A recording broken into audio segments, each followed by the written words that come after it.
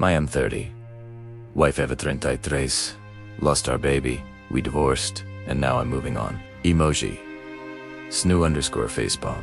Well, my wife, now ex-wife, was 2 months pregnant when she found out she was pregnant. She asked me to talk and told me that halfway through our relationship as a couple and half a year before our marriage, she cheated on me with her best friend, with whom she currently has no communication. Currently, we have been married for 8 years.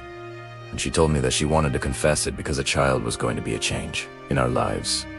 And that she wanted to start it off right in order to be good parents. In her words, it's for having a clean beginning.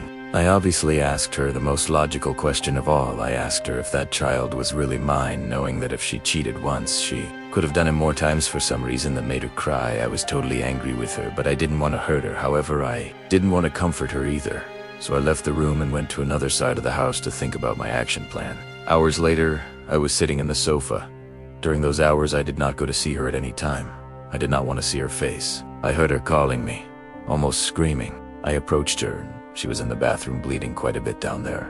We went to the hospital and apparently she had a miscarriage. According to the doctor, it was not something forced nor a product of some medication. Maybe it was an emotional shock, something that already happened to her before, while she was sitting on her stretcher waiting to be discharged. She asked me what I thought about all this. I just said that maybe it was for the best, since a child would make more difficult. The divorce words that made her cry again. I'm not going to lie, I love her, but at the same time I don't trust her anymore. If she could hide a slip for almost a decade, I do not know what else she could have hidden. Maybe this is just the tip of the iceberg. The only thing that haunts me now is to know if that son was mine or not. According to her, she has been faithful to me since then, and she never spoke or saw any man other than me, which I did not ask her to do. But obviously, I also have to question that.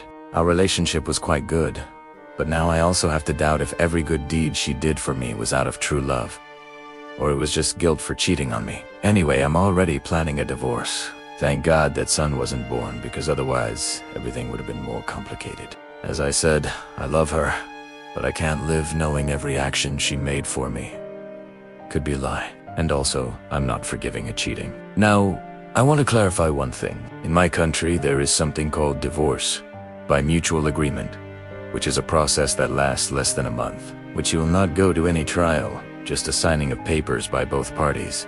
It is made clear that we both want a divorce. The following conditions exist to be able to carry out this type of procedure. 1. Both must agree. 2. That 2 years or more have passed since their marriage. We have been married for 8 years. 3. If there are minor or older children with disabilities, everything related to parental authority, food, tenure, visits, guardianship must be resolved. We do not have children. 4. Not having property in common. We have separate finances. Well, 2 days later she called me and told me to go to my father-in-law's house, where she is since her father picked her up from the hospital that night. 2. Talk.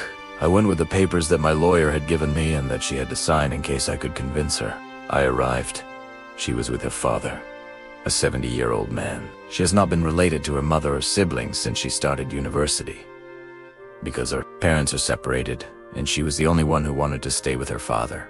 So he is the only one with her. We talked about everything that happened, and after a few hours she ended up signing all the papers. She asked me if I hated her. I told her that I don't feel the same love for her, but that I felt respect for her.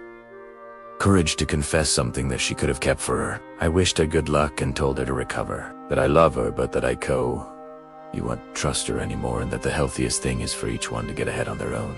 We gave each other one last hug and kiss, and I told her I would take care of everything and that if I needed anything I would let her know. Now I just have to take the papers to be legalized by a notary and then take it to the civil registries for the registration of the divorce in the civil registry. Although I'm happy that this was solved the easy way, I still have a pain in my chest from everything that happened. I'll start therapy next week and I'll get through it.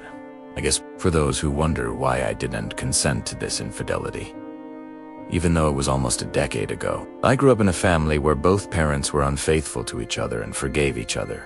I ended up leaving that house as soon as I could, because the discussions taking everything past and face were an everyday thing. I not want to go through the same thing or make my future children have to hear the same thing that I heard. Now a week has passed, I have gone to the psychologist, and I feel that I am improving. The truth is that I am very hopeful about the future, but I feel that I will have to be more careful in my next relationship. But at the same time, I do not want to mistrust my new partner. The truth is that this is very difficult, but I just have to move on. Yes. I already presented the notarized and signed divorce papers to public records. My status should change to divorced in less than 2 weeks. I don't know how my ex-wife is doing. I haven't called her, but at least she has her dad to support her. TDLR. I'm divorcing my wife after she confessed she cheated on me almost a decade ago.